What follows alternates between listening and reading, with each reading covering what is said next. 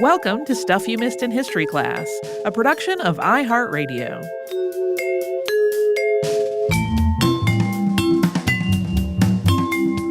Hello and happy Friday. I'm Holly Fry. And I'm Tracy V. Wilson. We talked about Anne-Marie-Louse d'Orléans this week. Yeah. I didn't realize that the timing of her life dovetails nicely with Van Dyck. Oh, yeah? It's kind of like, here's two things that were going on kind of simultaneously, since he was trying to get the commission to decorate some of the palace for Louis XIII and didn't get it. Mm-hmm. There are several things that I didn't include in the actual show for various reasons. Some that it would just require. I mean, I felt like we had to spend so much time explaining how the Fronde worked. Because anytime I've read about it in the past, when I haven't done like a deep enough dive, I always walk away scratching my head and going, wait, I thought those guys were friends. Like not understanding that whole turn that happened. Right. When Parliament was like, we got a good deal for us, guys. And the nobility were like, je m'excuse. One of the things that we didn't talk about, though, is Anne of Austria and Mazarin's rumors, we have no substantiation, that they were in fact romantically involved. Yeah, we talked about that in our Hortense and Marie. Yeah.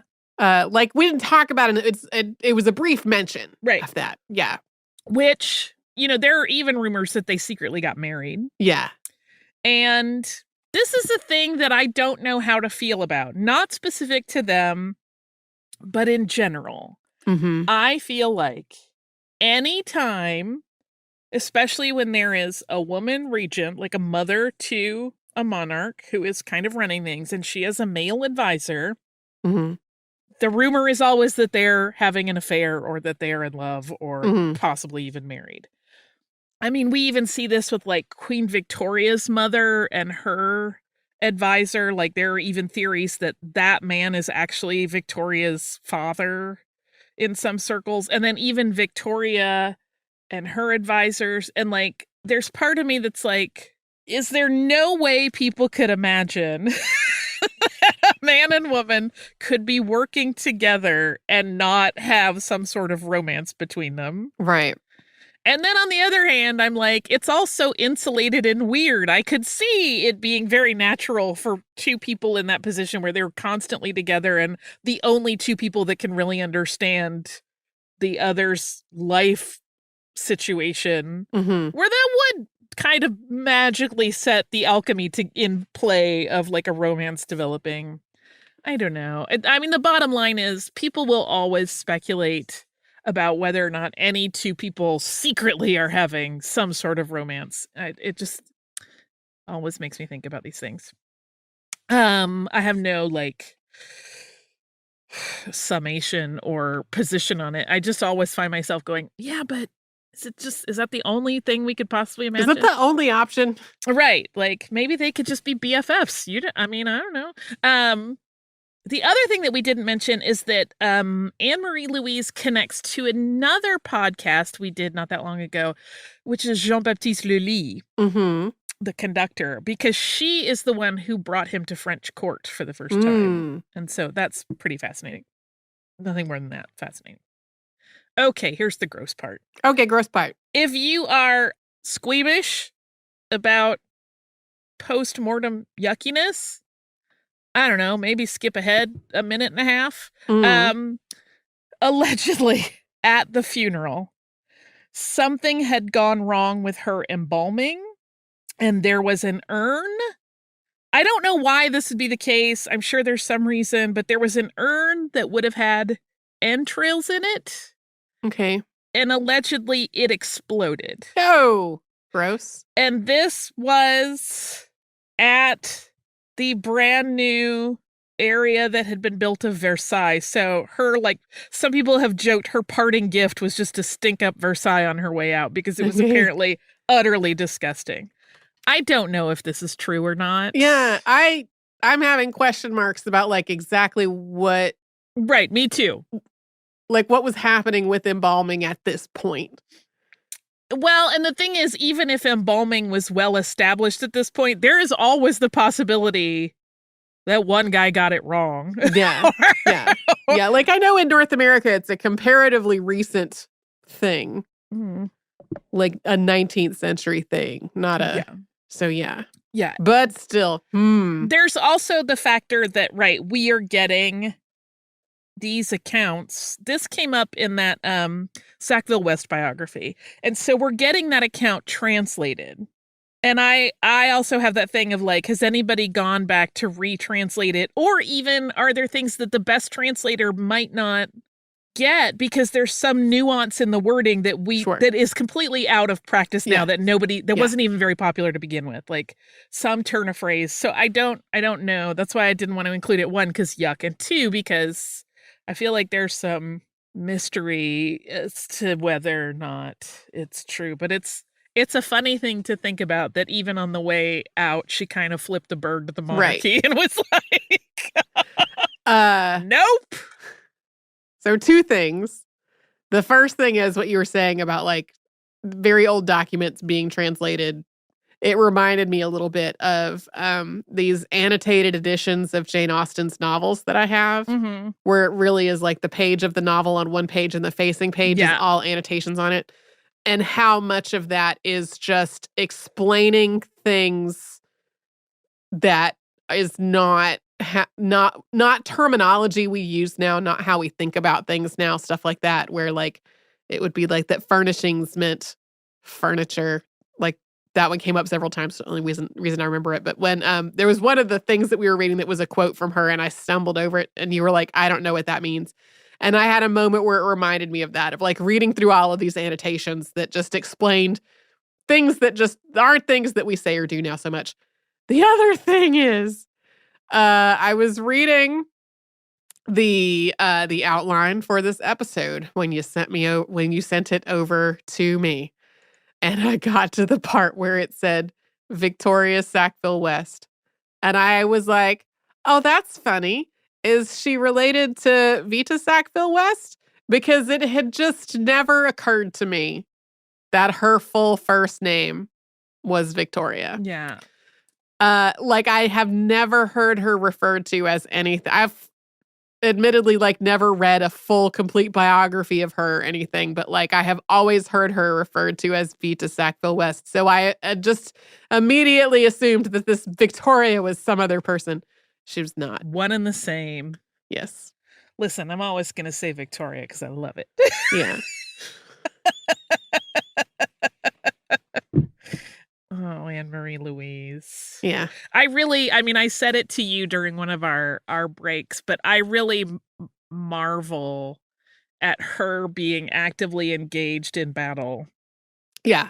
And I likened it to, if somebody like Paris Hilton was like, yeah, I'm going to get involved in active combat. You'd be like, what? It was that sort of unusual. And there are a lot of interesting paintings of her that kind of borrow from that Amazon nickname. She was apparently a very big personality, and people liked being around her, whether she liked being around them or not. Yeah. I do also find it really interesting that someone that was so central to life at court and seemed to love it was suddenly like, let's run away and not be part of this at all. But that's also, kind of the beginning of that trend that happened by the time we get to Louis XVI, like where, like Marie Antoinette got really into Rousseau and was like, let's live out in nature, and had a tiny farm built for herself. Those are connected ideas. They're just, they're a little ways apart on the timeline, but like they're in the same vein of trend in the royalty. Yeah. I don't want a farm. I mean, farms are neat to visit, but I can't imagine being like, let's go live in the middle of nowhere. We'll put some hermit holes in the forest, and also to me, it's one of those things that just seems like the indulgent fantasy of a privileged mind, right? Like the more appealing thing to me would be like kind of like a neighborhood. Yeah. But more like the houses are arranged around like a central common area. Yeah. and all of my friends live in them. And so I can just like walk next door to my friend's house. And in the summertime, we can all, hang out in the nice weather, cook some food, and not have to do this situation where it's like, I got to drive 20 minutes or take an hour on the train to go see my friend. Yeah. That's really the options. 20 minutes in the car, an hour on the train. Right. I always say that if I magically were to like win the lottery, I would just make offers to all of our neighbors. To buy their houses. So one is obviously for like shoes. Shoe house. And the various things I have purchased too much of and need more space for. But then others we would fix up to be like, anybody who needs a place to live can hang, and just maybe put a roller rink in one of them. That's one of that's one of my big things lately to think about. Right. Come on, lottery.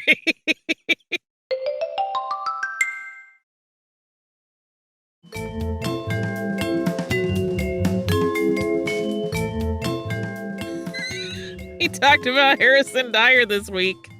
We did. We're recording other episodes after this one that are coming out next week, and I have said this is accidental drama week because there's so much drama in this episode, and then there's so much drama. That's a little sneak preview. Drama. Also, accidental Baha'i faith theme. Yeah. Random. And I didn't go into that very much here. There's so much I didn't go into. Yeah, I don't either in the upcoming ones. And I this may sound frightening initially, but I feel like I understand Harrison Dyar on one level. Yeah. Right? Because he is clearly compulsive. Like, Mark Epstein kind of lays out the case in his book that, like, if you look at the way he did all of his work, like the way he kept his notes, the way he lived his life in all other ways, he had compulsion issues, right? He never did anything by half measure. He had to have all of the insect specimens. And I totally get that. I have that same drive to, like, I wanted to dig to the center of the earth as a kid. I tried to cordon off the playground sandbox so that people would not mess up my project. I understand all of that. I understand. I have a shoe problem. I have a fabric problem. I have all of the collecting of things problems. I get compulsion. But where I'm like, wait a minute, is that like then to kind of make that into like a tool of cruelty is very weird to me. Sure. And that's where I'm like, dude, you could have just been a fun kook instead of a jerk. Instead, you're a meanie. And we would have loved you. And instead, who made up a person. Who made up a whole person. In order to be a bigamist. And there are some interesting theories about his bigamy. One thing that came up that I thought was really, really interesting was in that Nevada Supreme Court case where they heard the appeal of Waleska's divorce. There's nurse testimony where they have the nurse who delivered or was present at the hospital where they delivered several of Waleska's kids. I don't know if it was all three or just one or two, but she was like, oh, I thought it was odd that this other guy was there and that he would lie down in bed with her at the hospital. And I'm like, what? There's like an element of it where they're both so cloak and daggery and so brazen about the whole thing that I'm like, this is just bananas. Yeah. And the idea that like she tied up so much valuable time in the legal system trying to divorce her imaginary friend because she accidentally had a paper trail of that imaginary friend that she had to get rid of to marry the guy she actually wanted to be married to, who was her imaginary friend. Like, it's a lot. There's a whole lot. And that's not even the tunnels. No, I mean, I find that whole part way more interesting than the tunnels, actually, obviously. Yeah. I just find the tunnel part scary.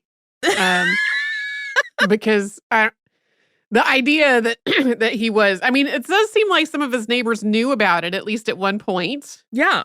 I kind of think if I had been a neighbor, I might have raised the alarm of being like, hey, this guy's tunneling big giant tunnels, and my house is going to be structurally unsound. Well, I will say this. Here are my 2 thoughts on why nobody raised a stink. Okay. Even though he was not an engineer, I think because he was respected as an intellectual, they thought, like, he knows what he's doing. And also, I don't think they realized how extensive they were. Sure. I think they just thought, like, that guy just loves to dig. I don't know. He's just moving dirt around down there. Yeah. I bet they did not realize how far it went. That also seems to be the case with the person tunneling on TikTok. I have not been into the tunnel TikTok very much, but her does neighbors seem are like mad about it. Her neighbors are mad about it for sure, but it also seems like the project she initially started of, I'm gonna make like a sort of bunker / shelter, expanded into something much, much bigger. And like that was when it really became a problem for the neighbors. That's at least my cursory understanding of having not gone down that rabbit hole on the TikTok, because it stresses me out. Yeah, that's more or less my take on it as well. And I too have not gone deep into it because I'm just like, oh, I can't with that level of drama. Here is an interesting thing that ties some of this weird bigamy issue together in a strange way. We're making a constellation of data points here that I'm like, huh. 5 days after Zella and Harrison got married, Harrison's sister Pearl got married to a man named Sigurd Adolphus Knopf. Was this a real person? Yes, to a real person who was a doctor and a eugenicist. Oh dear. Oh, so unsurprising to have eugenics at this point in history, but still unsurprising. And there have been some efforts at trying to understand Harrison's behavior in this double life, and eugenics plays a part in it. Because there are 2 big chunks of material where a lot of information that we have about him in terms of like availability to present day come from. And one is a series of articles that came out in the Washington Post in 2012, written by John Kelly, where he kind of lays out the whole story.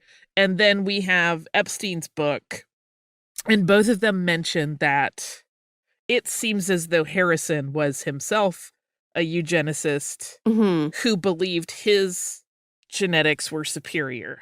Oh, dear. And that this may have been both the real catalyst for his conflicts with Zella, because she was not, and also she ended up having hearing loss that she thought was genetic, and so that is why she did not want to have more children. And thus he went, well, I gotta have more children with someone.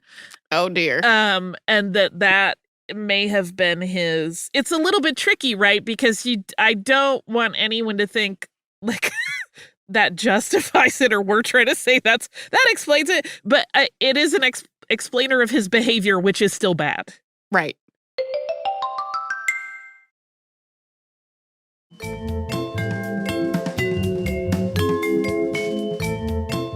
And there's also this thing that comes up periodically, and I'm like, ugh, this gets real squirrely, of people wanting to kind of carefully suggest that Zella had stopped having sex with him, and that's why he was driven to another woman. I have very strong feelings about this, which are like, cool, if that relationship isn't working for you anymore, get out of it and then go find what makes you happy. But don't, this degree of concoction of a completely fake thing and very purposely lying. Right. Unacceptable. Yeah, it's super duper weird to me, and it's so yuckus. I don't. So yeah, he was a monster. He also, in being a jerk, we mentioned a little bit of his fiction writing, which we didn't get into deeply, that he did, and which he included sometimes in the publication Reality.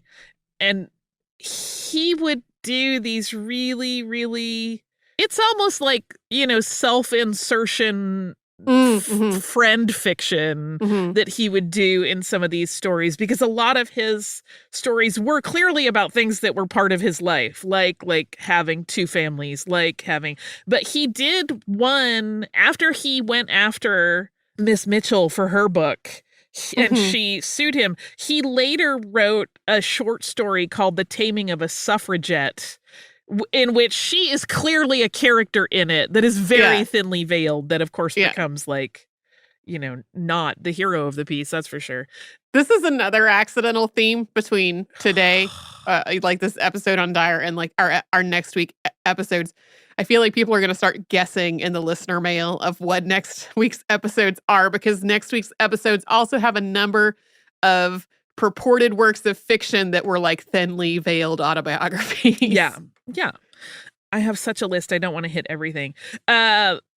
You're probably wondering, or if you haven't, maybe you will now, what happened to those tunnels? Well, yeah, that's a great question. His old neighborhood's still structurally unsound. The tunnels at 1512 21st Street got left there for a while. One of the sets of tunnels, I think that second house on B Street got sold to the government, and Waleska thought they were using it to, like, the tunnels to grow mushrooms as like part of a scientific experiment. And then later there was actually some discussion of, and I think even legislation introduced of like, hey, we got these perfectly good tunnels under Washington, D.C. Why don't we use them as like raid shelters? Like, why don't we fortify them and actually make them into spaces that can have public benefit? And a survey was done, and it was determined they aren't really big enough to work that way, even though they're pretty big, like just in terms of like the narrowness of spaces and putting people in cramped spaces in an emergency, that was not really viable. And then the big tunnel apparently in 1958 started to collapse. And one of the things that's interesting, this is kind of the end of Epstein's book, is when he mentions that there's this kind of interesting timing where as that tunnel was starting to collapse and Dyar's name came up in the news again, his kids from each of his family visited that tunnel like as a like, okay, here's what my dad did. And like, that's the one thing that brought them sort of together. They didn't seem to interact or anything. It was like one was there at one point in the day and one and I'm just like, this is the weirdest. This is the weirdest coda to the weirdest story to the weirdest behavior. Yeah. There is a really fun note that I want to end his story on, because it's not about him at all. Okay, good. It is about his collaborator, J.B. Smith, who worked a lot in mosquitoes as well, his fellow entomologist. And I mean, when I say these two men went at it, like there are, if you wanted to do just an episode on scientific argument, we could easily do it and read their correspondence back and forth and things that they wrote to other people about each other and things they put in journals about each other. And like, but someone at some point had kind of pointedly asked J.B. Smith, like, why do you still work with this man if you clearly have so many problems? And his response was, I am more interested in mosquitoes than in quarreling. Okay. And I'm like, that is probably the best attitude anyone could have in dealing with someone like Harrison Dyar. I agree. Who clearly loved to quarrel, loved it, and loved to make his life complicated. I imagine him down there digging, being like, man, what did I do? I'm really in it. Like, I got two families to support. I got a lot of problems, and I made them all myself. I don't know. Oof. Yeah. Compulsion, I get. The cruelty, not so much. Right. If this is your weekend coming up, we hope you don't have to deal with anybody quarrelsome, complicated, or in any way possibly passing themselves off as a fictional person. If you have to work or have other responsibilities that don't give you this time off, I still hope you don't have to deal with any of that. And I hope you get some time for yourself. We will be right back here tomorrow with a classic episode, and then again on Monday with something brand new.